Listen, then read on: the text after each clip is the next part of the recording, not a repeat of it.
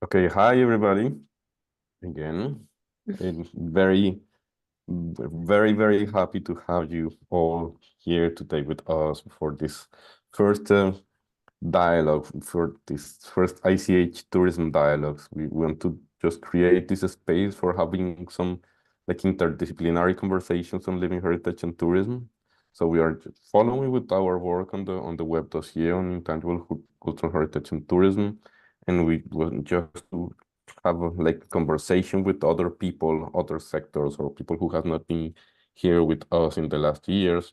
Also, in this case, we will begin with someone who is part of our field, but we want to talk later also with people from the tourism sector, with practitioners, with like politicians, with tourism industry representatives, with national governments. So we created this space so we can just keep talking, keep improving our toolkit on intangible heritage and tourism.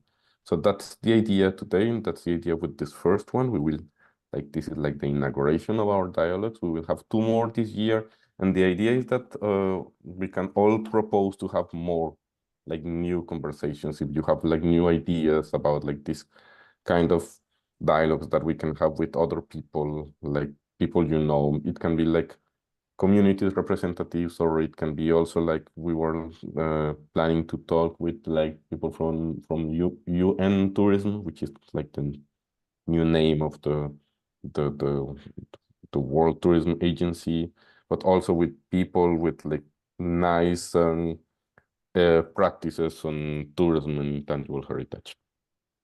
So today we will start with Halle Butvin, from the Smithsonian, from the Center for Folklife and Cultural Heritage at the Smithsonian Institution, which is like a research center basically at the Smithsonian Institution. And they are very well known because of the Folklife Festival, which has been there for since the 60s, I think. But they have now this cultural vitality program that Halle is leading, and they work on many other subjects around the world, on cultural industries, on language, and crafts and artisans, and traditional architecture. But they also have like lots of projects on tourism around the world, and Halle has been working on this project since 2015. So they have like many like practices that we asked Halle to share this with us. So thanks, Halle, for being today with us and for just having this conversation with us. The idea is that Halle will will have a presentation of like 20 minutes, 25, something like that. And then the idea is to ask some questions and have a dialogue about how we can improve the toolkit, but also about new strategies for safeguarding intangible heritage and having like nice uh, tourism practices, but also like the problems that we can find and the conflicts we can find in when doing tourism and safeguarding intangible heritage. So thanks a lot, Halle, and welcome. Thanks, Martin. And nice to see you all. I'm so happy to have this opportunity to participate in these dialogues and also to see so many familiar faces from the meeting in Botswana in December. So it's really nice to reconnect with everybody. I'm going to share my screen. Just give me one moment here.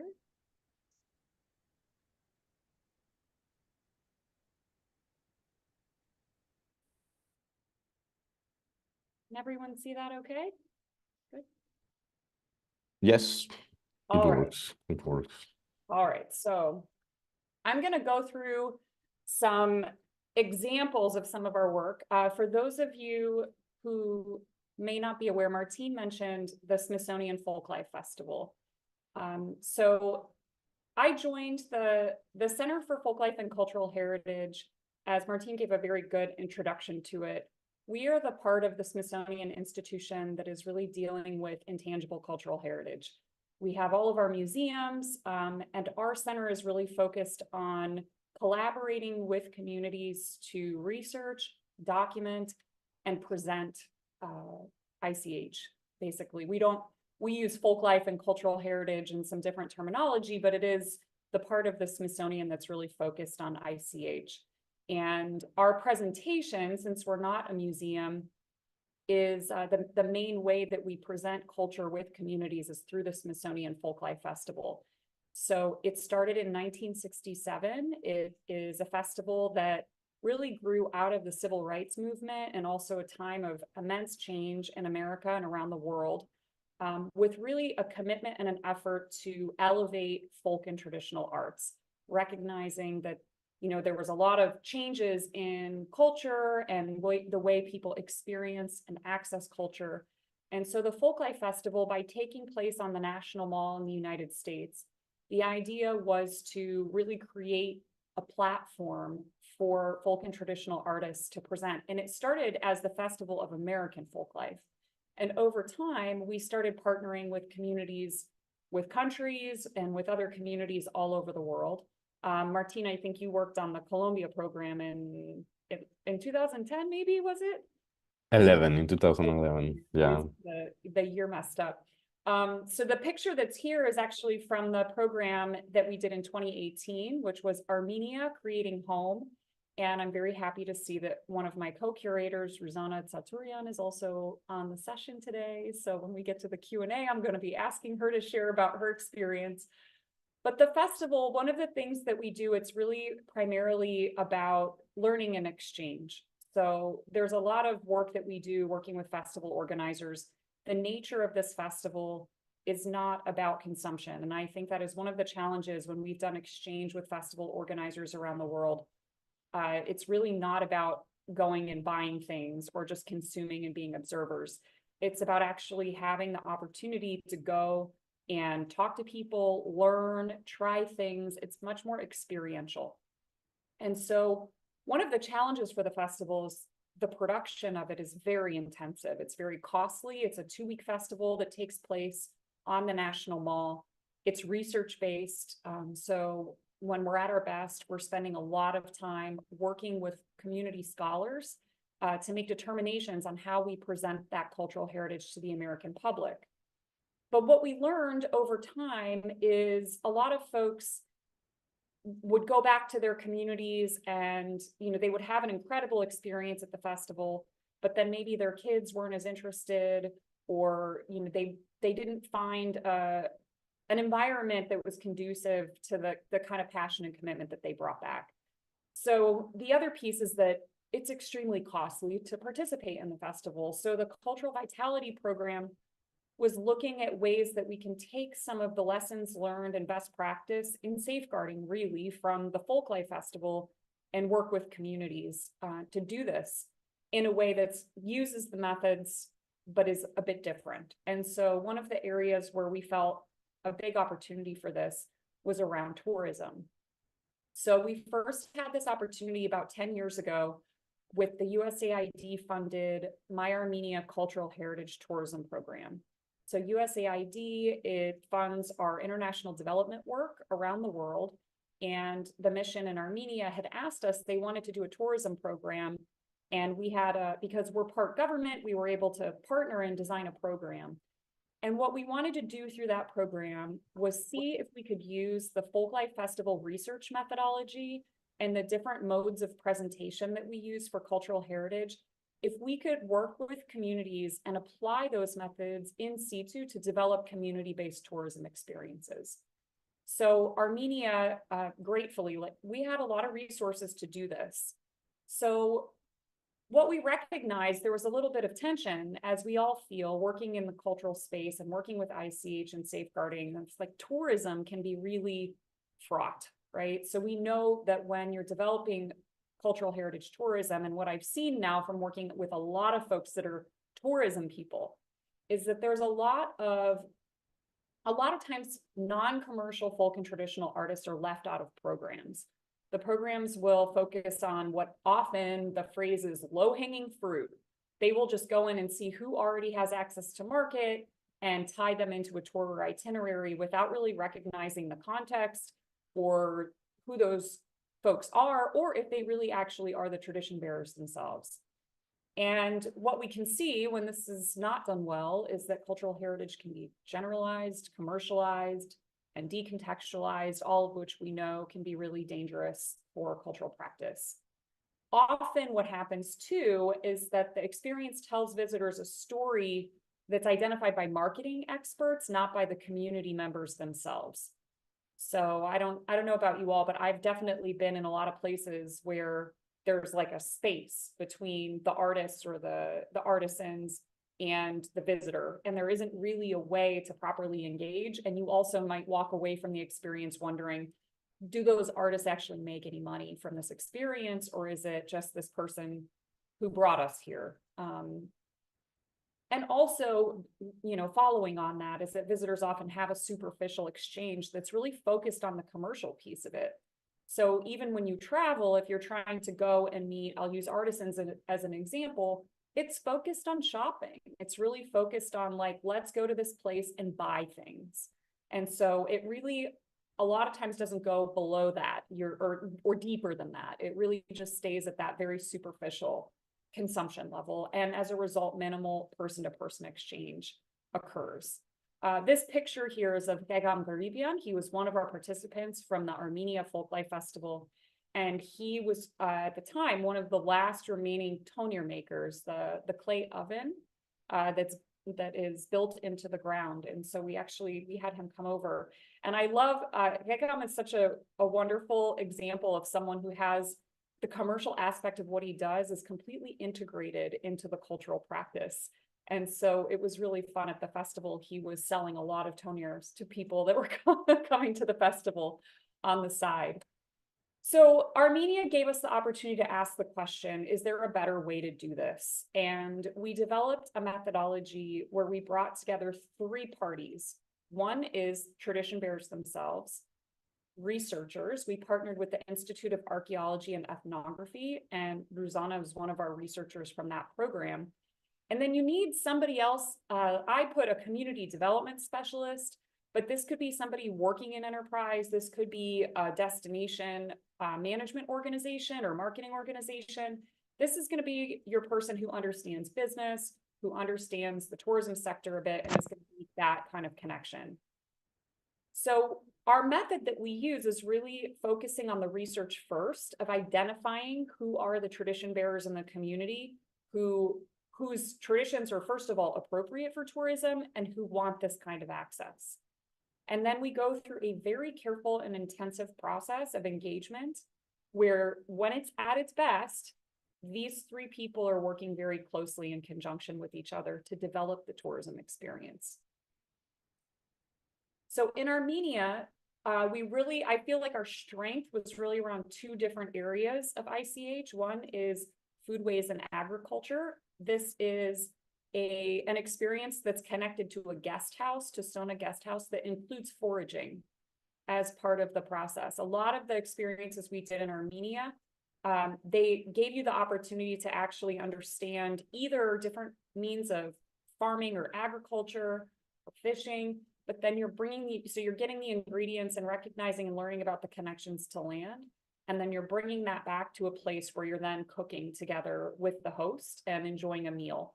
So again, all of this is kind of then done in context. So you're not going somewhere and just eating a meal. You're participating, and at each stage of the process, you're learning about those practices and what they mean in that particular place, in that particular community. Craft is also very conducive to this, and that it's very popular at our festivals as well. So this is a group called Smithsonian Ceramics that has had a lot of success with opening up their workshops. So primarily they had just been selling their products and doing some teaching. They were selling them more at festivals. And now they've been able to open their workshop and invite tourists to come and have a hands-on experience, learning how to actually make the pottery and the history of it and the connection of that pottery to this community, Sisyan, in southern Armenia. This is Artur Petrosyan. I love giving Artur also as an example because he participated both in our Artisan Initiative, which is more focused on enterprise development for artisan-based businesses, as well as the tourism experience. So Artur had taken a basket-making technique that you could see if you go to the museum in Yeregnadzor, where he's from. you can see that this type of willow weaving was really, it's in the ethnographic collection there, and it's related to the practices of harvesting and winemaking. But what's interesting is that kind of had died out, and Arthur actually taught himself using YouTube to kind of reinvigorate this practice, and now has really developed a really strong business of making baskets, selling them at festivals. He's doing lighting for restaurants in Yerevan, but he also has a tourism experience where you can go and learn how to make this kind of basket around a wine bottle. So Armenia was what kind of kicked off this process. And then we've had some follow-on projects that we've been doing in the intervening years. The Armenia program lasted from 2015, and then it closed in 2021. And one of the things that I'm very happy about is that Ruzana and also our product development specialist, Narine, have both stayed engaged in the sector. And we can talk about this a bit later in the Q&A, but from what I understand from following up with folks, a lot of these businesses are still in practice, and it has changed the way people travel in some of these destinations, because it creates a lot of opportunities for people to do things around cultural sites. So if you have a destination that has, for example, a historic site in Armenia that was monasteries, the way people used to travel would go to the monastery, maybe they would have a meal at a local restaurant, and then they would leave. But now they can go to that community, they can have an experience where they're learning to cook, they have their lunch, then they're going and learning, going to a winery, visiting a vineyard, learning about the tradition of winemaking and making a basket with Arthur, and now they can stay at B&Bs in the area. And the result of that is they're leaving money in the community. The traditional cultural tourism that we see that's site-based, as we know, a lot of times that money is not getting into the pockets of the local community. It's really going into bigger businesses or tour groups that are just bringing people out to those cultural heritage sites. So the next project that we engaged with, again, funded by USAID, was in Tunisia, and it was looking at this issue. There's a lot of tourists that come to Tunisia. They get a lot of mass beach tourism, very cheap. Again, the money is not getting in further beyond the beaches, and even at the beaches, it's not really, aside from some jobs that aren't the best jobs, that money is not actually getting to local communities. But the country has a very rich and varied cultural heritage landscape. Historically, archaeologically, and in terms of living culture, it's incredible. A lot of living culture in Tunisia today. But when we engaged in the project, there were very few opportunities to actually engage with local people as a tourist. So we started a process there working with the National Heritage Institute and launched a research symposium that was hosted in 2022 in Gabis, where we did a call for researchers to come and have a conversation about ICH and tourism. And again, a lot of dialogue here was focused on what kinds of ICH are actually appropriate for tourism. And there was a lot of conversation about weddings, and particularly in Amazigh communities in the south of Tunisia, and people wanted to recreate weddings. And so it was an interesting process to break that down and think, okay, aside from theatrical presentation, what other types of activities can we do? And so we followed on that symposium. We used that kind of as the groundwork to understand who are tradition bearers in the communities, and a lot of these researchers in Tunisia are based in those communities. They're, community scholars, not necessarily at the Heritage Institute. So we then taught workshops. So there are so many people in this picture. But in the bottom corner near the Smithsonian logo is Ahmed Sharfi. He's kind of my local counterpart. He's sitting cross-legged in a gray sweater. So Ahmed is my local counterpart that's kind of the community development specialist for this project. And then I'm in the middle laughing with everybody. But we taught 4 workshops across the country. We ended up having 280 tradition bearers in those workshops. And what we were talking about in those workshops, again, is presenting the idea of a tourism experience and what that means. And there's a long quote here, but Mohammed Ali Rutimi has been trained by UNESCO in ICH documentation. He's staff in the National Heritage Institute, and he represents Gabis, this region that's kind of a coastal oasis area in Tunisia.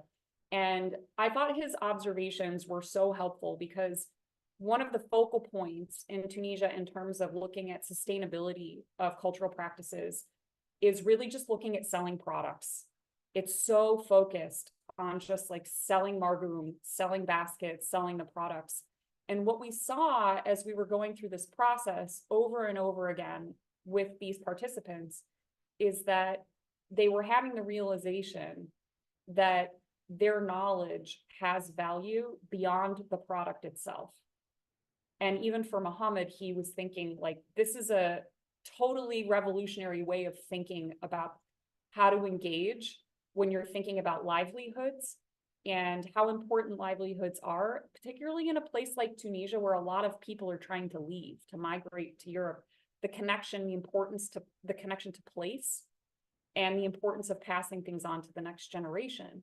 And so what we were able to do through this project, we trained this bigger group, but then we had a scientific committee that I was not a part of. It was all Tunisian scholars who then looked at the ICH and made a determination, selecting 30 different experiences from this process of people who wanted to engage in tourism and get more mentorship. So that project ended up being called Tunisia's Living Culture. It's still ongoing. But we chose in each 6 regions of the country 5 different businesses, or many of them are tradition bearers who are not businesses yet, but want to be.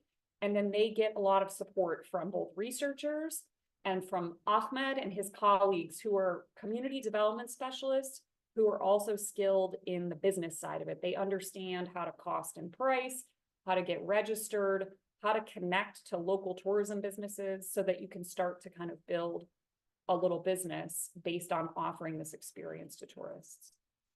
So last summer, I went with Ahmed and each of our researchers. We had about 15 researchers engaged with this project from all over the country. And we did site visits and sat down and talked with folks about what concepts they wanted to do. They also offered a grants program, which is enormously helpful.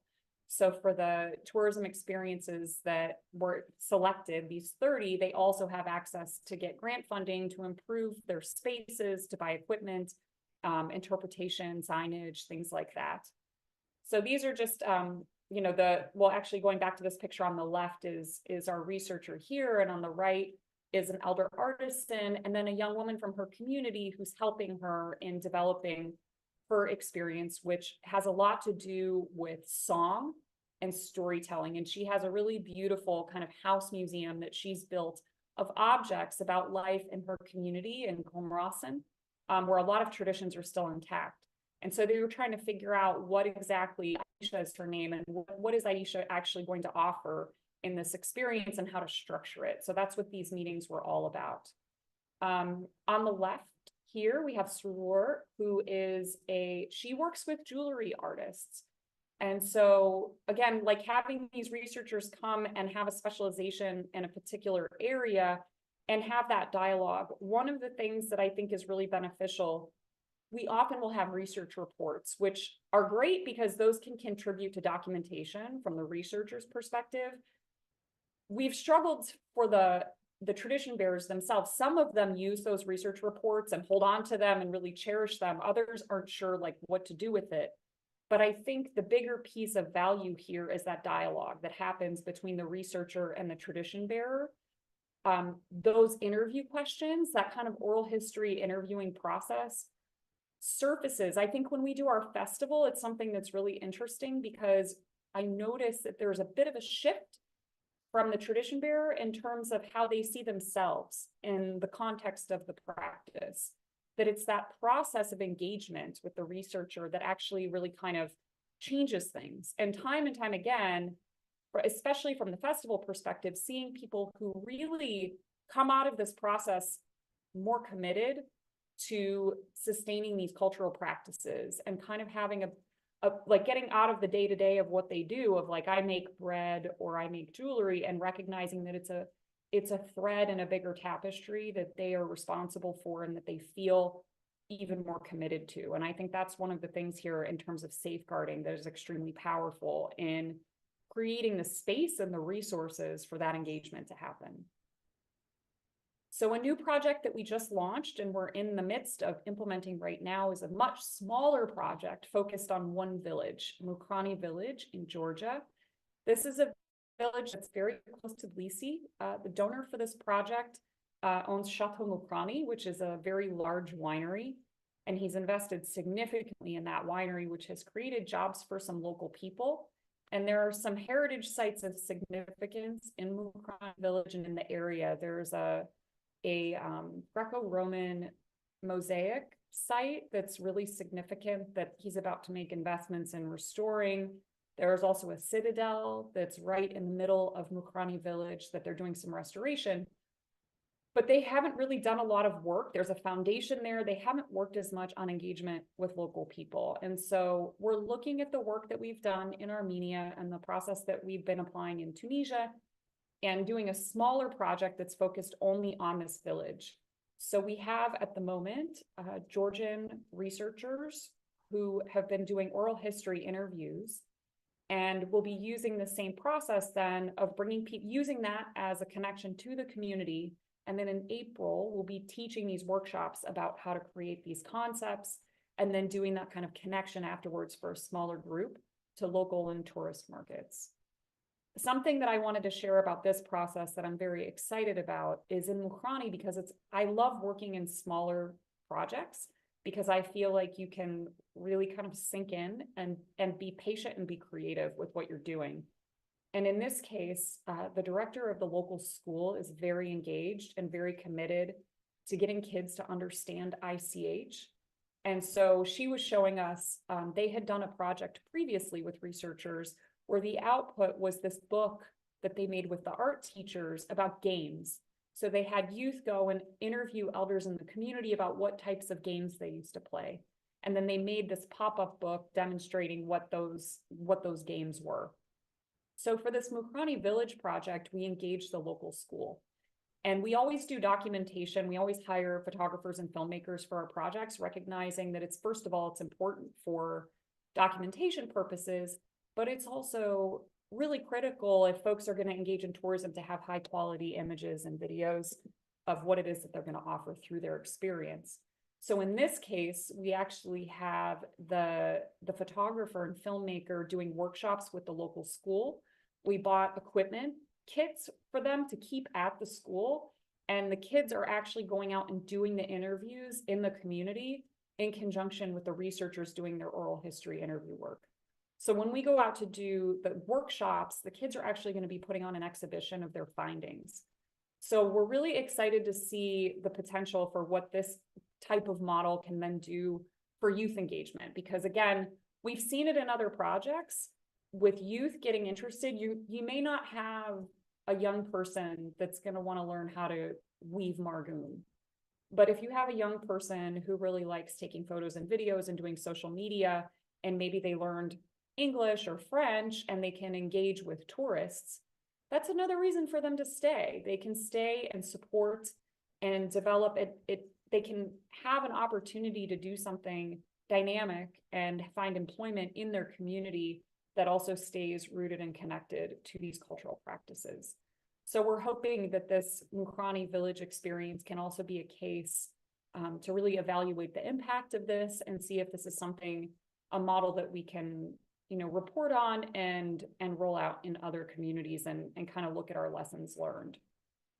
So before I go to the final slide is just my contact information, I would say that one of the big things that I really want to share with you in terms of the work, and I would love to answer questions and kind of dig into this a bit more, is that now knowing a lot of people get excited about doing this work.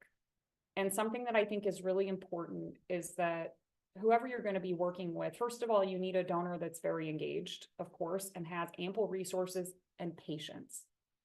USAID in Armenia, it was the first time, the whole first year of the program, we funded research.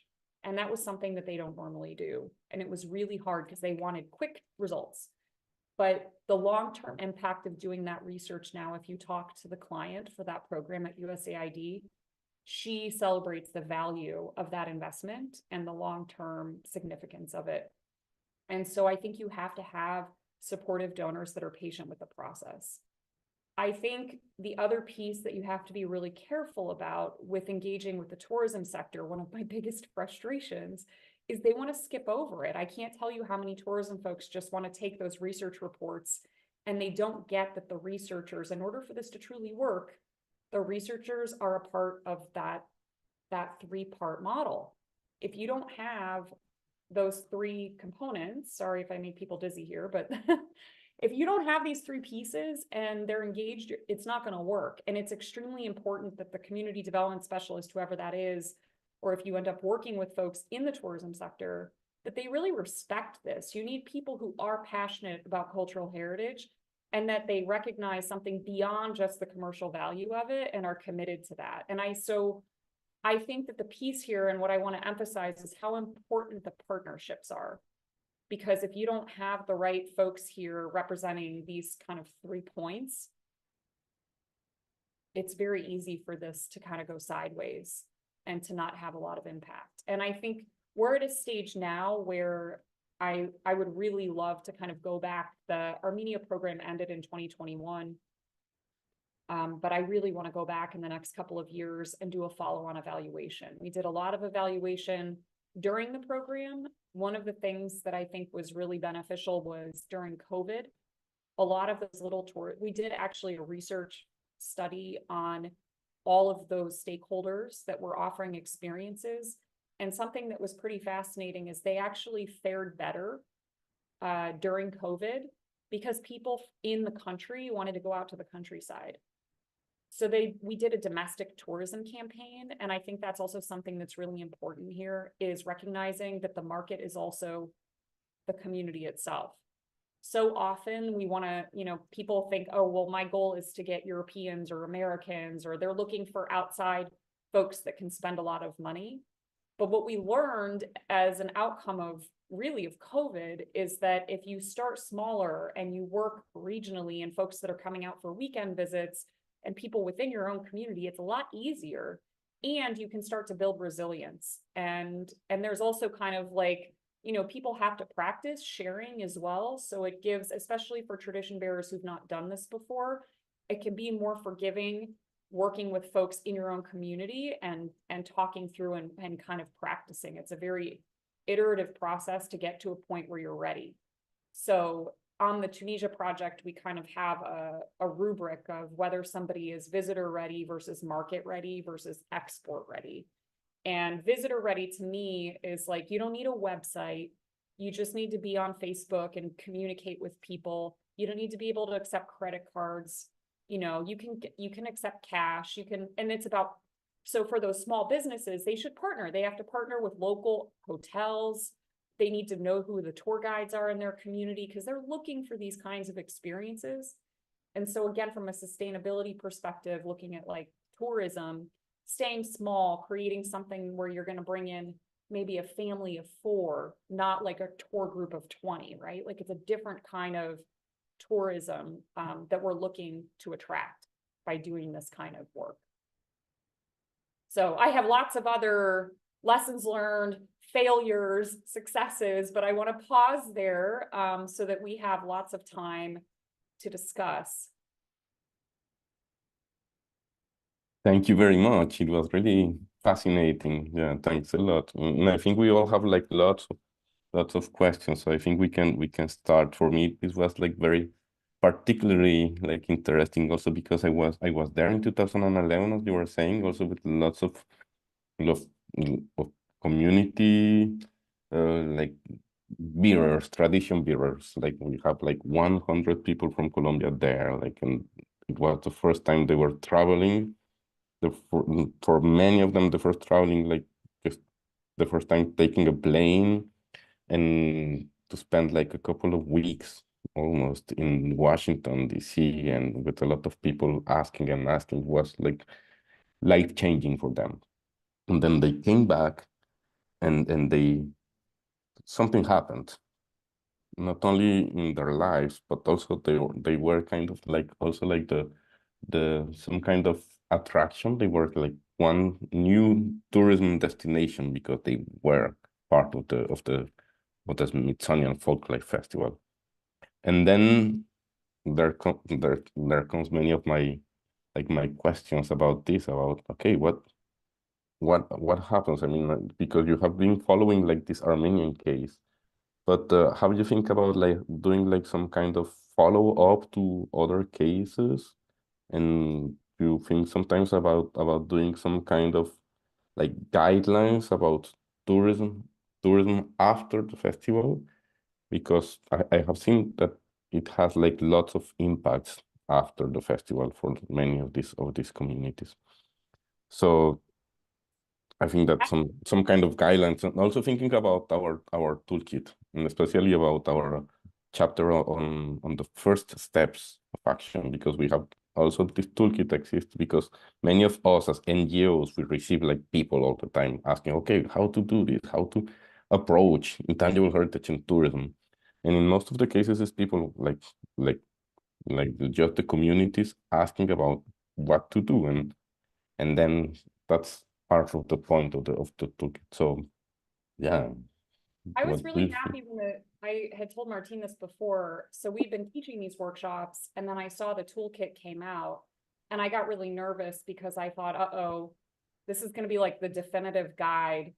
And I'm going to find out that we've been doing things that are like not right. And then when the toolkit came out, it was so affirming and validating for the work that we were doing. And now I use it, I share it with folks as an additional resource and kind of draw on the information that's in it. So, and I just joined the working group for tourism because I'm really interested in this, in case studies, and Martine, with what you were talking about. I mean, everything is about resources. We talk about it all the time of wanting to actually go to communities and look at other folklife festivals, what that long-term impact has been for people, whether or not they engage in tourism when they come home, and what did they learn from the process, and what might they have applied. And I think we've been going through implementation and really focused on implementation. And I'm hopeful that in the next couple of years, we can at least have some of our team pivot a little bit to go back and do more reflective work and kind of understand what worked, what didn't. I'm sure if we go back to Armenia, some of those businesses aren't going to be doing tourism anymore. And I want to know why. Like, what is it that worked for them? What hasn't worked? And to try and, like you said, establish some guidelines and understand, and not just from like a business perspective, but from a safeguarding perspective. Like, Yeah, what impact has this had on the community, and looking at it from the cultural practices themselves, and what has happened there. yeah, and I am a bit curious about like this, like the community development specialist, which is like maybe in the toolkit we don't have like this kind of figures, or like this other actor who must like kind of be there accompanying the whole process. Maybe because in some cases it's not possible because you don't have the funds for having this like other actor. Also because sometimes we don't even think about that. So how is this experience of the community development specialist, and how to deal with this figure, and what's your experience with that? Yeah, I mean, that role is so important. And I think actually what's interesting in Georgia is we weren't sure in Armenia and in Tunisia, the program had funded people who were tourism experts to be a part of the project, who delivered that part of the work. And in Georgia, instead of looking for people in Georgia that already did that, we looked within the community, and we found this young woman, Vansa, who had gone out. She'd studied economics in Europe and had come back home during COVID and started kind of like a grassroots civil society organization to like get people engaged in volunteering and all of these different aspects of like why it's important to be a part of your community. So she's done a lot of grassroots activism. And when we were doing our initial meetings, we asked her if her organization, because they recently registered as an NGO, if they would be interested in developing skill sets around this kind of very basic business development. And so through this process, they don't have those skills now. She has some of that educational background, but we're actually going to be developing through direct work with them some training materials and templates and toolkits for those pieces of the work and how to do that. And also how do you, because I think one of the things that sometimes we take for granted is that, you know, if we build it, people will come, and that's not true. So we can create a beautiful experience, but if there isn't some marketing in place, and again, you thinking consciously about the types of tourists that you actually want to bring into this. So adding some extra materials, we're excited about being able to do that in Georgia with this work, to kind of set some guides on how do you actually go in and connect people to the types of tourists that are going to contribute to what the community actually wants for their tourism. Yeah, so Urian, do you want to? Oh, about the mediator or broker role. Yeah, because we included like this figure of the mediator in the first steps, which was also kind of another question I had. I mean, because we are always like trying to improve the toolkit. So which are like your recommendations for like these first steps to action in the cases in the cases you know already? In the toolkit? Yeah, in the toolkit also for improving this part of the first steps. Which have been for you like these first steps? I'm not sure I understand the question. What advice would we give? What are the first steps for like approaching these cases, these projects on intangible heritage and tourism? Is there like some guidelines we can give to the people for like doing these first steps? Because it is so different. I mean, the contexts are so different, the situations are so different. That was also like one of the questions we had. Okay, should we give some kind of first steps, some guidelines for approaching these situations? Yeah, I mean, I think just to name a few, but I feel like it's something that we could kind of put together and contribute to the dossier as well. But if I'm thinking of like how to do this in a particular community, I would hope that to start with, there's something already. Is there a hotel? Is there a local festival? Like, who's engaged in the area? Are there other tourist attractions nearby? If there are, then doing the research on who are the people, like getting to know who the tour operators are, who the hotels are, like who are the folks in the tourism sector that you can reach out to. I mean, it's honestly as simple as getting folks organized so that they can offer something, and then making a flyer with the information and pricing and giving that to hotels. That can get somebody started. Even if there's one hotel or bed and breakfast, and you're able to give a stack of flyers to that hotel about that tourism experience, you would bring them to experience it, for example. So you might bring the front desk staff or something like that to actually come. We call them fam trips in the tourism sector, familiarization trips, right? So you're bringing people who, you think about who in that community would interact with tourists. And then once this experience is prepared, you invite them in to basically be visitors and to do that. When you do that, even in Tunisia, I hired a tour guide to be a translator for me for a part of that trip. And you better believe, none of these artists were ready, but he was getting their contact information and planning to integrate them into his itineraries from the beginning, because people want ICH as a part of the tourism experience. So if you can find out who those folks are, who those tour guides, who the folks at the hotels, they would love to be able to recommend to their guests things that you can do. So now, who's going to do that? Like in my mind, when you have a project, that can be a community development specialist. If you're doing this within your own community, that can be you. So it kind of just depends. Like, I think that we could create some kind of step-by-step pieces that are really practical of what the tourism experience host needs, and what types of people they reach out to and what kind of information they share with them. So I could follow with my questions, but if someone else wants to ask some questions to Halle, it would be great as well. So please, someone wants to take the floor to ask some questions or some comments. You're right. If no one else is yet starting, I will start. Do you ever work with a kind of protocol or charter at the local level, for example, among the types of partners, or something that is similar? We do set up an MOU with our partners. So with our research partners between the Smithsonian and the Institute of Archaeology and Ethnography, we tried in Tunisia and we were unable to do that. And I think that actually caused problems because it was not easy. We ended up having to work with researchers from a bunch of different institutions, and that was very unwieldy to implement. And so it really, like, the success of that project is going to depend on who really cared the most and wanted to participate in it, because there was no obligation. If you're doing this from a project, doing an MOU, and if there are resources paying the researchers throughout the project for their engagement, I can't emphasize how important that is.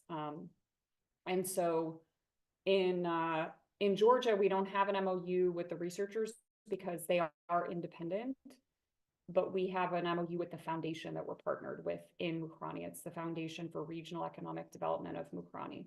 And so we lay out through that MOU our roles and responsibilities, which I think is very important of getting the players on the same page. Now, that's not with the tradition bearers themselves. That's at the level of, like, Smithsonian's going to deliver, this content, and the foundation is going to hire they're hiring the local, committing the resources to the local researchers, the documentation kind of folks, the equipment kits for the school. But so we're in agreement on who's doing what and the timeline. I think that's very important.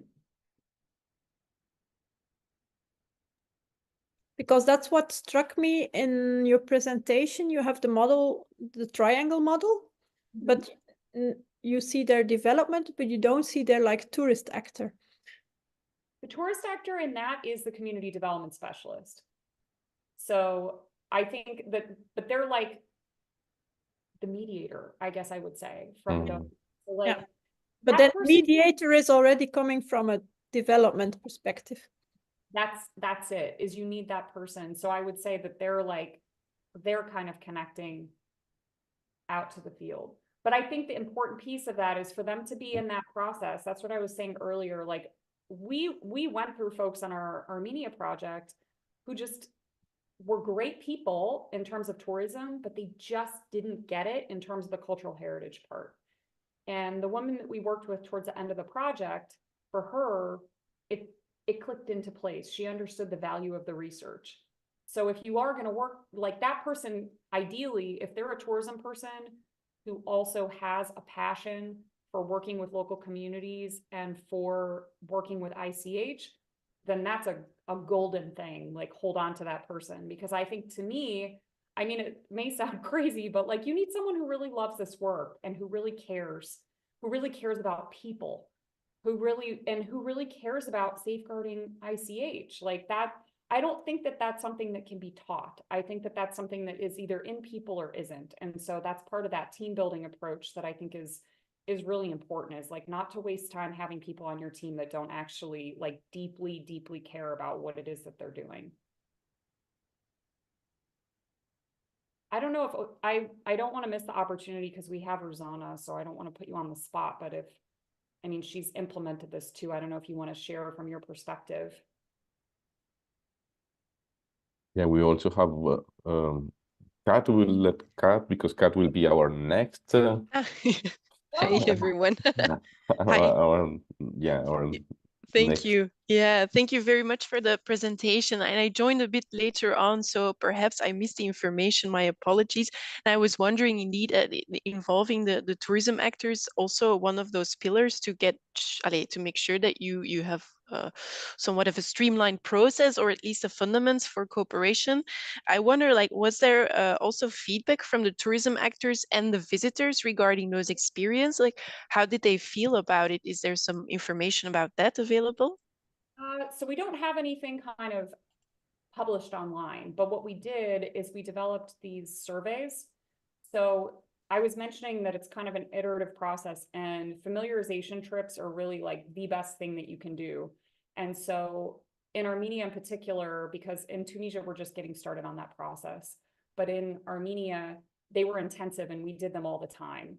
We were bringing people from the project were going there all the time. Then we did have researchers go back out and experience and give feedback.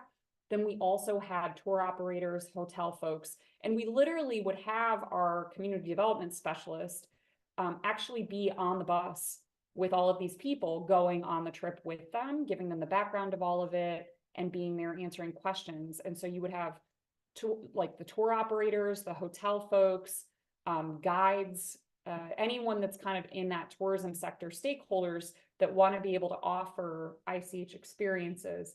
Then they would fill out, part of their agreement of going is that they also would fill out a survey and get that feedback. And so again, that was the role of the community development specialist working with the tradition bearer.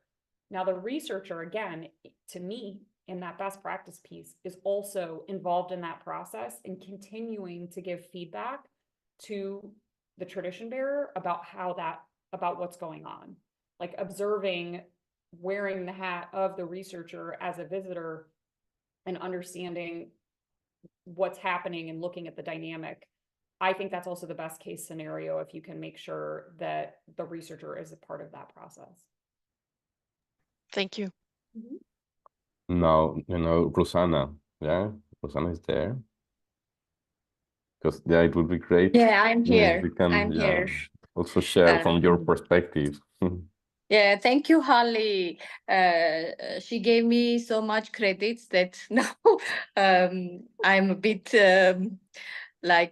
surprised. I did not plan to have a speech here, but however, I'm very happy to join this meeting because myself, I'm also working on ICH in my country, in Armenia, and with also UNESCO ICH policies, and I'm running also an organization, grassroots civil society organization, Culture for Sustainable Development. And as Halle told, I feel I was always caring about the people, and the most thing Halle already heard about this word maybe thousands of times since our working, and mostly all the time I'm trying to keep the role of the guardian for the ethics of safeguarding of ICH.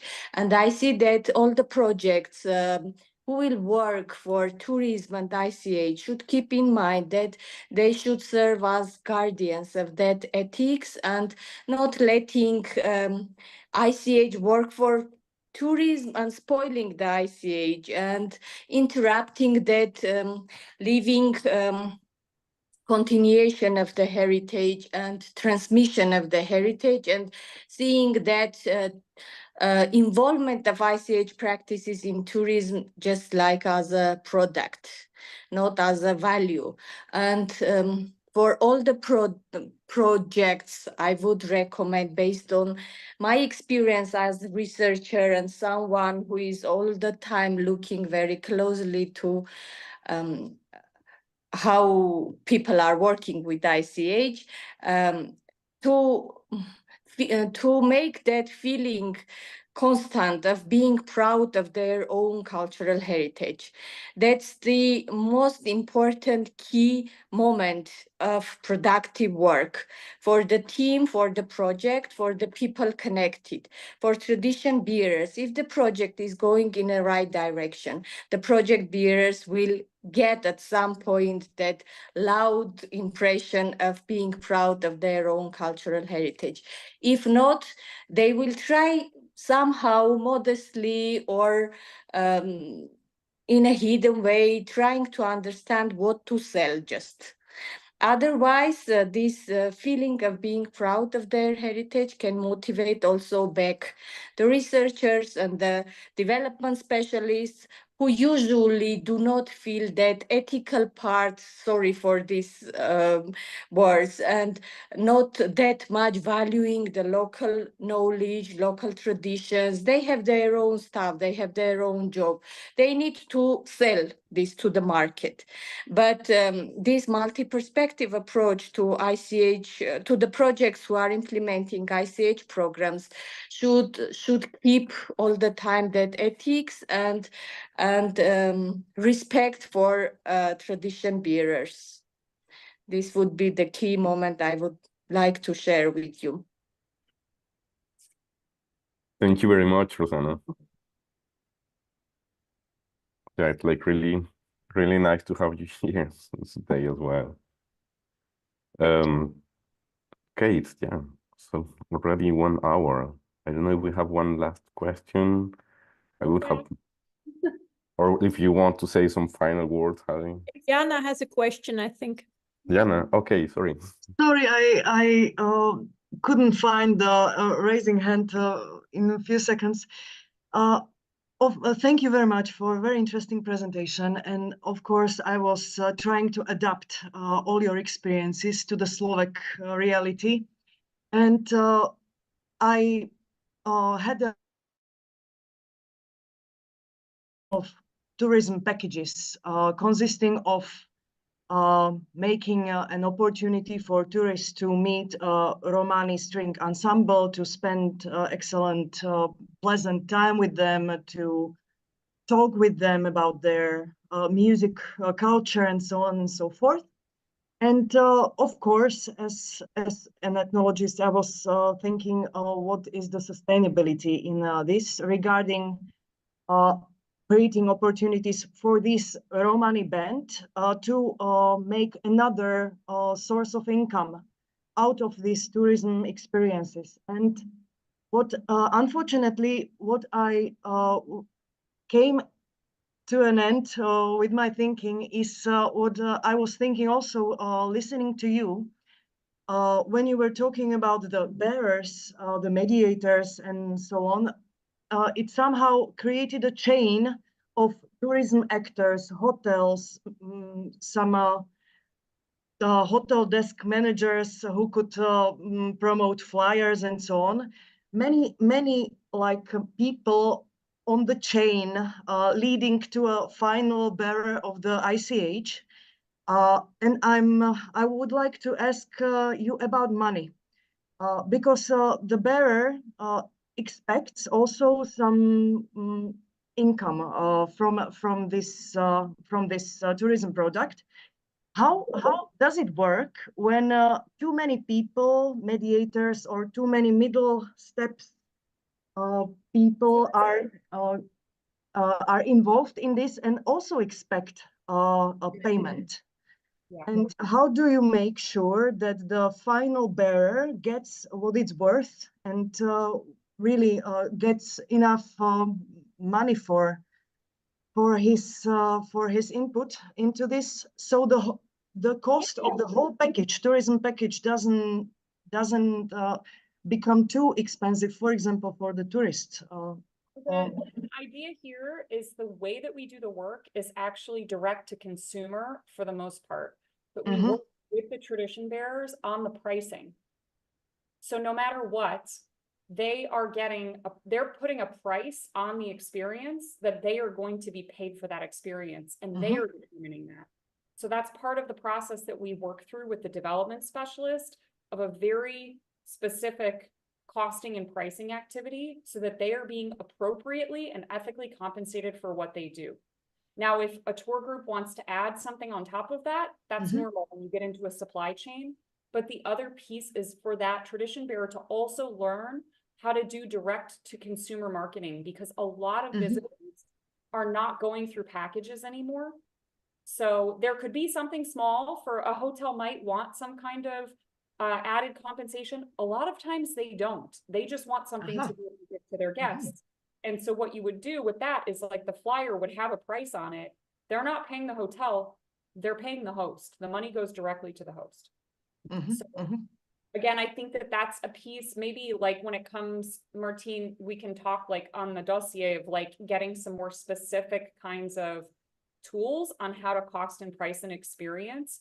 Because I think, again, that is a piece of this that's very powerful for people to understand and to be able to do that on their own. They need to be registered businesses, though. This is where that part is really important, is that people need to if they want to do this and if they want to protect themselves, they do have to build those skills so that they can actually, you know, have that agency and that ability to say, this is how much you need to pay me in order to come and have this experience, and feel strong about why it's important not to take less money and to make that happen, and how to reach the customers who are going to pay for that. Mm-hmm. So your workshops also involve also these kind of topics and aspects of that. Absolutely. Yeah, because I think this is somehow crucial for establishing such a business model. Or sorry for calling it like that, but yeah. Oh, it is. Yeah. It is. Part of it is about diversifying that income. I think that piece of it, the economic piece of it, is extremely important for people. Mm-hmm. They Mm-hmm. can't make a living, they're going to do something else. Yes, So of course. it really contributes to Mm-hmm. the vitality of these practices. Because my experience in Slovakia is that before the bearer, as a recipient of the income, come too many people who also would like to take some share of the price, and that is making the whole experience inaccessible for many tourists. Artisans, like, of recognizing that there is that cost and price piece. I used to teach it for artisan businesses all the time.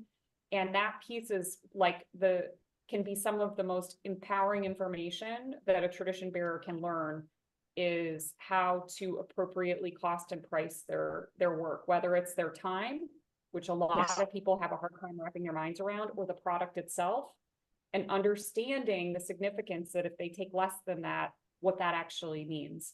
And so I think that's a very transformational moment for people to recognize that, like, their knowledge has value and this is how you price it. Okay, thank you very much. Of course. Okay, Halle, thanks a lot. Yeah. Really, lots of ideas, lots of inspiration. And yeah, I think it's already more than 1 hour. So thanks a lot to everyone, because you have been here like more than 1 hour. Yeah, So everyone's attention and for the opportunity to share a bit. We're going to be putting the slides online with the presentation, and I'll include links to all the projects. We have a lot of, especially for Armenia, some really beautiful documentation. nice. More articles and information, so it'll have a lot of hyperlinks in it if you want to learn more. And then also my email address, please don't hesitate to connect with me. I'm always happy to talk about this work and to exchange and learn from what you all are doing as well. That's great. Thanks a lot. Thanks a lot, Halle, because it was very, very nice to have you here today. Our next one will be with Kat, the head, who's here as well on April 26th, on Friday. So you're all invited for the next one. And thanks a lot. I think it was really, really inspiring again and amazing. So see you next time. Thank you. Bye. Thank you very much. Thank you, everyone. Thank you. Bye. Good to see you all. Bye.